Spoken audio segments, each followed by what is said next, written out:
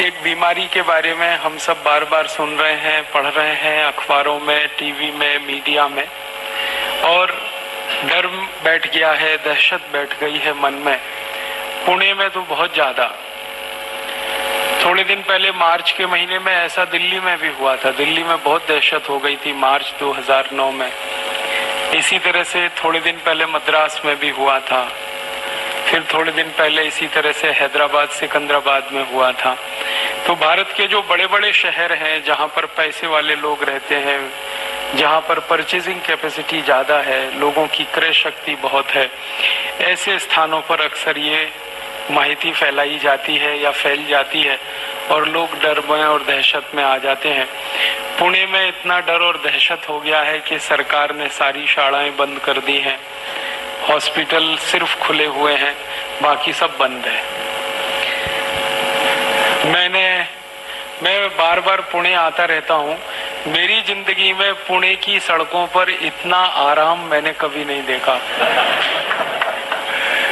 कोई है नहीं सड़क पर चलने वाला, सब घर में बैठे हैं, सबको दहशत हो गई है। और दहशत एक ही है कि पता नहीं हमको ये वायरस का इन्फेक्शन हो जाएगा और फिर हमको बीमारी हो जाएगी और हम मर जाएंगे, क्योंकि ऐसा बताया जा रहा है कि इससे मरने की शक्यता है। शरीर की प्रतिकारक शक्ति इतनी कम हो जाती है कि कोई भी व्यक्ति मर सकता है। फिर आपको न्यूज़पेपर से ये माहिती मिली होगी कि पुणे में कुछ लोग मर गए हैं और भारत में भी कुछ लोग मर गए हैं। तो भारत सरकार की ये जो माहिती है कि कुछ लोग मर भी गए हैं, उसने और डर पैदा कर दिया है। और विशेष रूप से पुणे में किसी एक डॉक्टर की मृत्यु हुई थोड़े दिन पहले। उसने सारे देश में चर्चा बहुत कर दी इसकी कि डॉक्टर मर गया तो फिर पेशेंट का क्या है। अच्छा, मैं आपको एक छोटी सी माहिती कह के ये बात शुरू करना चाहता हूँ कि मैं दिल्ली से आया परसों आया शाम को। तो दिल्ली हवाई अड्डे पे फ्लाइट पकड़ने के लिए जब मैं आ रहा था तो कुछ परिचित लोग मिल गए मुझे हवाई अड्डे पे। तो उन्होंने मुझे पूछा, आप कहाँ जा रहे हैं? तो मैंने कहा पुणे जा रहा हूँ। क्यों जा रहे हैं? मैं कहा भाई मेरा व्याख्यान है वहां पे, इसके लिए जा रहा हूँ। तो उन्होंने कहा मरने के लिए जा रहे हैं क्या? मैं बोला क्या पुणे में सब मर रहे हैं? वो बोले हाँ, वहाँ पे स्वाइन फ्लू फैला हुआ है, सब लोग ऐसी हालत में है। तो बाहर वालों को ऐसा लगता है पूरे पुणे में शमशान घाट बन गए हैं, सब मर रहे हैं, हॉस्पिटल में हैं, कुछ काम नहीं हो रहा है। ऐसी इमेज बन गई है पुणे की। ये सारी इमेज मीडिया ने बनाई है। मैं आपको कुछ वास्तविक बात बताना चाहता हूँ, कुछ सच्चाई है जिसको आपके साथ शेयर करना चाहता हूँ, इस दृष्टि से कि आप सब योग शिक्षक हैं, हर दिन आप कक्षाएं लेते हैं, हर दिन आपके योग और प्राणायाम सीखने वाले आपके पास लोग आते हैं। तो आप ये माहिती दूसरों को कहें जो मैं आपसे शेयर करना चाहता हूँ। सबसे पहली माहिती कि स्वाइन फ्लू नाम की जो बीमारी फैलती है वो एक वायरस से, उस वायरस का नाम है AH1N1। ये जानकारी आप सबको है। लेकिन जो महत्व की माहिती है वो ये है कि ये वायरस भारत का नहीं है, ये विदेशी है, परदेशी है।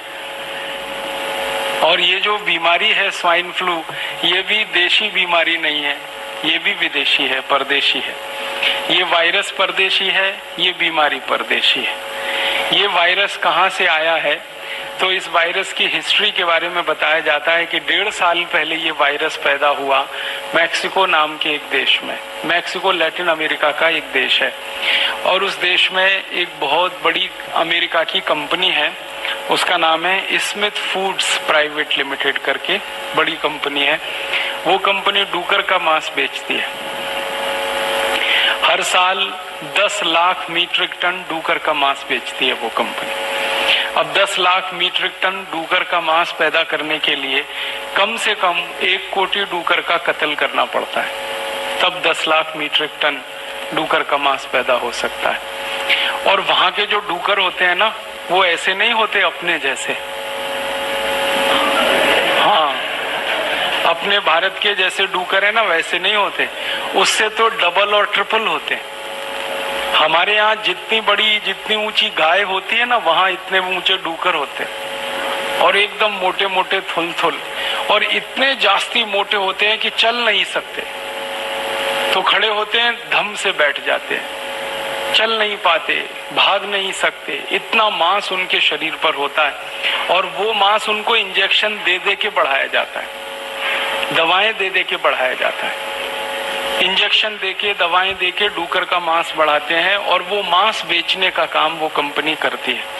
तो कंपनी का 1 पॉइंट प्रोग्राम है डूकर का मांस बेचना, मुनाफा कमाना और डूकर पालना। तो उनके बड़े बड़े रेंच हैं, उसमें डूकर पालते हैं, हर साल मांस बनाते हैं, फिर उसको बेचते हैं। लेकिन कंपनी के जो मालिक हैं, जो उसके मैनेजर हैं, जो उसके बड़े अधिकारी हैं, कर्ता धर्ता हैं, वो अपने ही डूकर के मांसों को नहीं खाते, वो नहीं खाते, खुद नहीं खाते। मैंने उस कंपनी के कुछ अधिकारियों को ईमेल करके पूछा कि आप पोर्क खाते हैं? पोर्क माने डूकर का मांस। तो उन्होंने कहा नहीं खाते, वो वेजिटेरियन है, दूसरों को खिलाते हैं, खुद क्यों नहीं खाते? तो वो ही मुझे बोलते हैं कि हमको मरने का डर लगता है। कैसे मर जाएंगे? तो वो बोलते हैं ये जो डूकर का मांस है ये इन्फेक्टेड है और इसमें वायरस बहुत है और इसमें H1N1 वायरस होने की शक्यता सबसे ज्यादा है।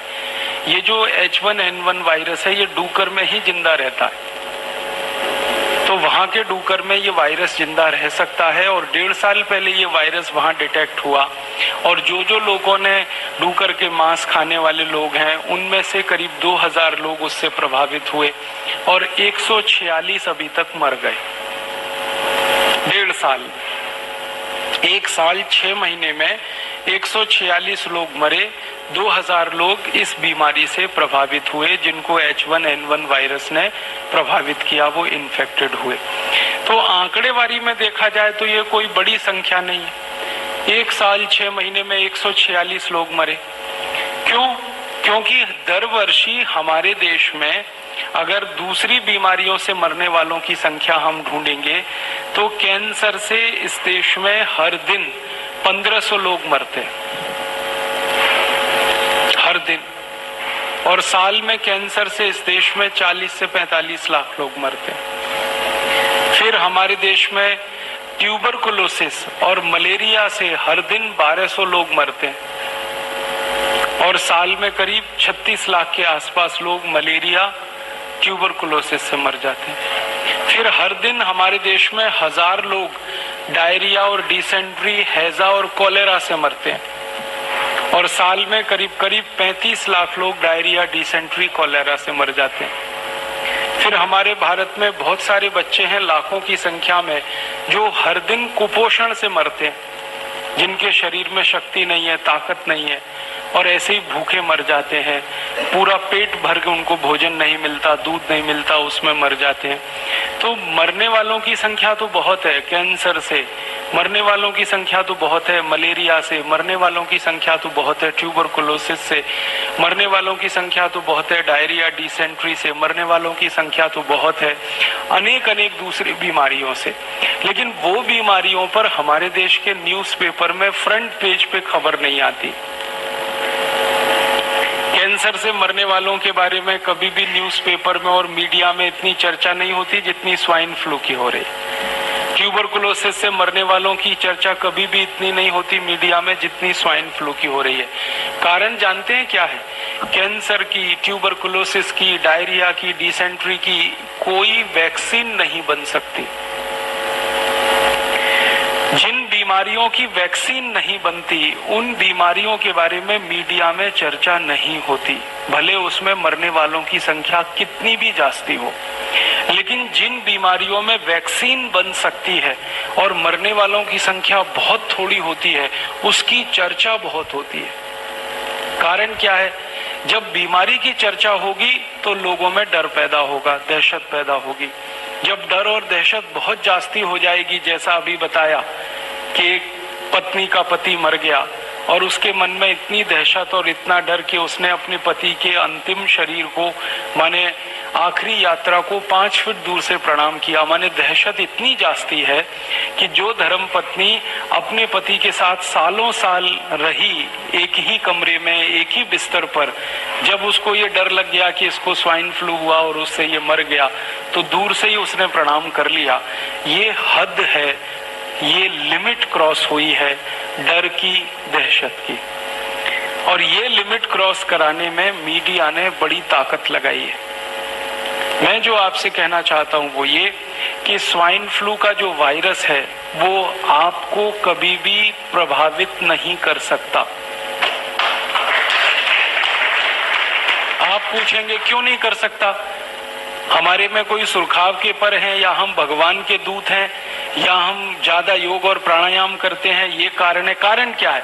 कारण उसमें से दूसरे हैं जो जानने की जरूरत है। सबसे बड़ा कारण ये है कि स्वाइन फ्लू विदेशी वायरस है, विदेशी बीमारी है, और H1N1 वायरस विदेशी है। माने ये वायरस दुनिया के उन्हीं देशों में पैदा होके प्रभावित करता है लोगों को जहां ठंडी बहुत पड़ती है, तापमान बहुत कम होता है। अमेरिका में ठंडी बहुत होती है, कनाडा में ठंडी बहुत होती है, मैक्सिको में ठंडी बहुत होती है, ब्राजील में ठंडी बहुत होती है, फ्रांस में, जर्मनी में, ब्रिटेन में ठंडी बहुत होती है।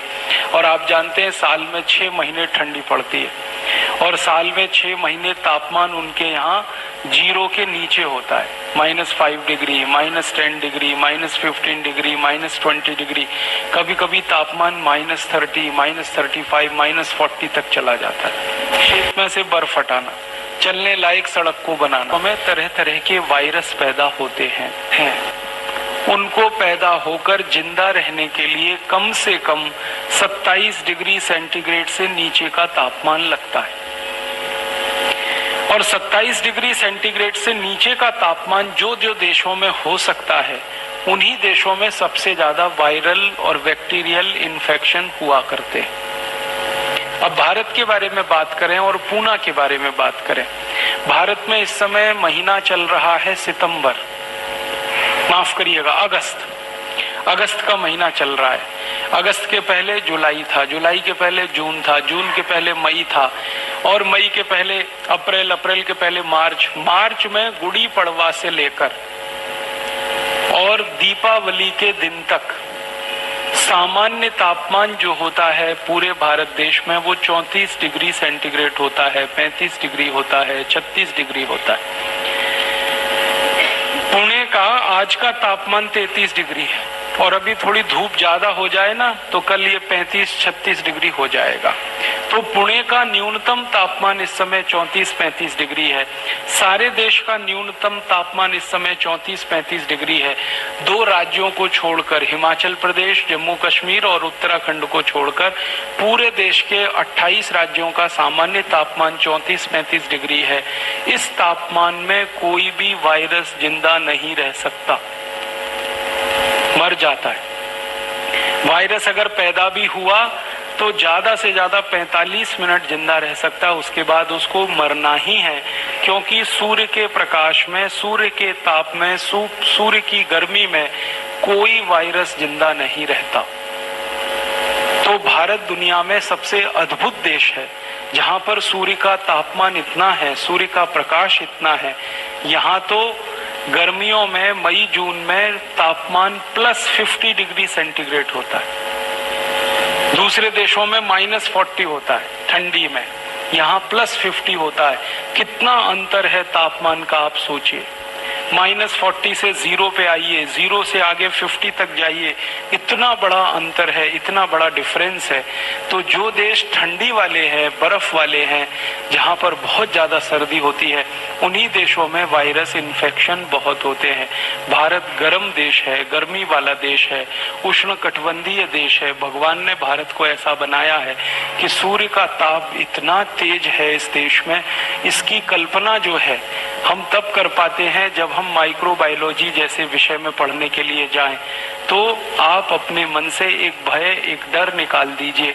आपके शहर में, पुणे में, पुणे के पूरे जिले में, पूरे महाराष्ट्र में, पूरे भारत में, जम्मू कश्मीर, हिमाचल और उत्तराखंड को छोड़कर कहीं भी ये वायरस हो नहीं सकता, क्योंकि तापमान इतना ज्यादा है। इसलिए इस बीमारी से आपके प्रभावित होने की कोई दूर दूर तक संभावना नहीं है। इसलिए आपके मरने की भी कोई संभावना नहीं। मन से ये डर निकालिए। अब आप मुझे तुरंत एक सवाल पूछेंगे, वो सवाल ये पूछेंगे कि फिर थोड़े दिन पहले पुणे में डॉक्टर मर गया, और अभी थोड़े दिन पहले कोई एक बेटी मर गई पुणे में। तो ये क्या है? इनमें से किसी भी डेथ में स्वाइन फ्लू कंफर्म नहीं हुआ, किसी भी डेथ में। क्योंकि ये जो डॉक्टर मरा ना, तो होना तो ये चाहिए था कि अगर डॉक्टर स्वाइन फ्लू से मरा तो मरने के पहले डॉक्टर के सारे चेकअप होने चाहिए, या मर गया मरने के बाद सारे चेकअप होने चाहिए। और वो जो चेकअप की रिपोर्ट्स हैं डॉक्टर की, ब्लड की रिपोर्ट उसकी, यूरिन की रिपोर्ट उसके, स्टूल की रिपोर्ट उसके, सब तरह के रिपोर्ट्स, उसका थूक है जो लार है उसकी टेस्टिंग की रिपोर्ट जाहिर होनी चाहिए। आपने पढ़ी है? क्योंकि जाहिर ही नहीं हुई है। क्यों नहीं हुई है? क्योंकि वो डॉक्टर स्वाइन फ्लू से मरा ही नहीं है, वो किसी और बीमारी से मरा, लेकिन उसकी बीमारी को मीडिया ने स्वाइन फ्लू बता दिया, बीमारी कुछ और थी उसको। इसी तरह से एक थोड़े दिन पहले छोटी बेटी मरी यहाँ पुणे में, उसके भी ब्लड की कोई रिपोर्ट टेस्ट हुई नहीं, कोई कंफर्मेशन नहीं है कि उसको स्वाइन फ्लू हुआ था, और मीडिया ने बता दिया वो स्वाइन फ्लू से मर गई। भारत देश में अब तक जितनी भी मृत्यु हुई है उसकी संख्या 11 है। 11 मृत्यु जितनी हुई है सबके बारे में मैं खोजने की कोशिश कर रहा हूं। किसी की भी कंफर्म रिपोर्ट नहीं है कि उनको स्वाइन फ्लू था। हाँ, उनकी रिपोर्ट में ये था कि उनको साधारण फ्लू था। साधारण फ्लू और स्वाइन फ्लू में अंतर है। साधारण फ्लू में क्या होता है? सर्दी होती है, खोखला होता है, जुकाम होता है, नाक से पानी आता है, आंख से पानी आता है, गले में दर्द होता है, गला बैठ जाता है, आवाज भी नहीं निकलती है, कभी कभी टेम्परेचर आ जाता है, फीवर आ जाता है, लेकिन फीवर कभी भी 101 डिग्री से ऊपर क्रॉस नहीं कर पाता। शरीर में हल्का फुल्का दर्द रहता है, बहुत थकान लगती है, बहुत कमजोरी लगती है। ये साधारण फ्लू बीमारी के लक्षण हैं। और ये बीमारी हर बार होती है बारिश के दिनों में, इसमें नई कोई बात नहीं है। पिछले साल बारिश आई थी तब भी ये बीमारी हुई थी, अगले साल बारिश आएगी तब भी ये बीमारी होगी, और भारत में उत्तर से दक्षिण, पूरब से पश्चिम सब जगह होती है। तो ये साधारण फ्लू बीमारी होगी शायद ये 11 लोगों को। फिर आप बोलेंगे साधारण फ्लू में मौत हो सकती है क्या? कभी कभी होती है। कब? जिस व्यक्ति को साधारण फ्लू हो जाए और उसके पहले उसको कोई गंभीर बीमारी हो चुकी हो। जैसे मैं उदाहरण से बताता हूँ, मान लीजिए किसी को बहुत समय से टाइफाइड हो, ठीक है, अब टाइफाइड हो और टाइफाइड शायद ठीक होने वाला हो, तब तक उसको फ्लू हो गया हो। उस कंडीशन में वो आदमी मरने की स्थिति में पहुंच सकता है। इसी तरह से लंबे समय किसी को मलेरिया का बुखार आया और मलेरिया के बुखार में उसी को फ्लू हो गया, मलेरिया ठीक हुआ तब तक उसको फ्लू हो गया, उस कंडीशन में उसकी मृत्यु हो सकती है। एक बहुत खराब बुखार होता है, ज्वर होता है, ताप होता है, जिसको मस्तिष्क ज्वर कहते हैं, इंसेफेलाइटिस कहते हैं। इसमें अगर कोई व्यक्ति फंस गया हो और थोड़े ही दिन के बाद उसको फ्लू इन्फेक्शन हो जाए, वायरल इन्फेक्शन हो जाए, तो उसकी मृत्यु हो सकती है। क्योंकि इन तीनों कंडीशन में ब्लड में प्लेटलेट्स बहुत तेजी से कम हो जाते हैं, और उसके बाद प्लेटलेट्स बढ़ाने के लिए एलोपैथी में कोई दवा नहीं है। तो इसलिए एलोपैथी का कोई भी पेशेंट या डॉक्टर इस तरह से अगर चक्कर में आ गया तो उसका मरना 100% तय है। इसमें कोई आश्चर्य की बात नहीं है, क्योंकि जब तेजी से प्लेटलेट्स गिरते हैं और एलोपैथी के पास कोई दवा नहीं है प्लेटलेट्स बढ़ाने की, तो वो मर ही जाएगा। और मैं 99.99% कहता हूं पुणे का डॉक्टर ऐसे ही मरा है। उसके ब्लड प्लेटलेट्स बहुत तेजी से गिर गए और पहले उसको एक बड़ी बीमारी का इन्फेक्शन हो चुका था, उसके बाद फ्लू हो गया, मर गया। तो मीडिया ने उसको छाप दिया कि वो स्वाइन फ्लू से मर गया। क्योंकि मीडिया को इसमें क्या इंटरेस्ट है? अखबार वाले ये जो खबर छाप रहे हैं इसके लिए उनको पैसा मिल रहा है। मीडिया में काम करने वाले मेरे बहुत सारे दोस्त हैं। दिल्ली में एक बहुत बड़ा अंग्रेजी अखबार है, उसका एक एडिटर है जो मेरा बहुत अच्छा दोस्त है। मैंने उसको एक दिन पूछा कि तुम्हारे अखबार में 15 दिन से हर दिन हेडलाइन छप रही है कि स्वाइन फ्लू पुणे में फैल गया, स्वाइन फ्लू वहां फैल गया, स्वाइन फ्लू वहां फैल गया, 11 मर गए, अब तक इतने प्रभावित हो गए। ये जो खबर तुम दे रहे हो इस खबर में तुम मुझे कोई 1, 2, 3, 10, 20, 50 लोगों के नाम दे दो, पते दे दो जिनको स्वाइन फ्लू हो गया है, मैं उनके घर वालों से मिलना चाहता हूं। तो कहने लगे वो नहीं है हमारे पास। मैं पूछा फिर खबर कैसे छाप रहे हो? कहने लगा खबर तो ऊपर से आ रही है। मैं बोला ऊपर से कहां से आ रही है? तुम्हारे ऊपर कौन है?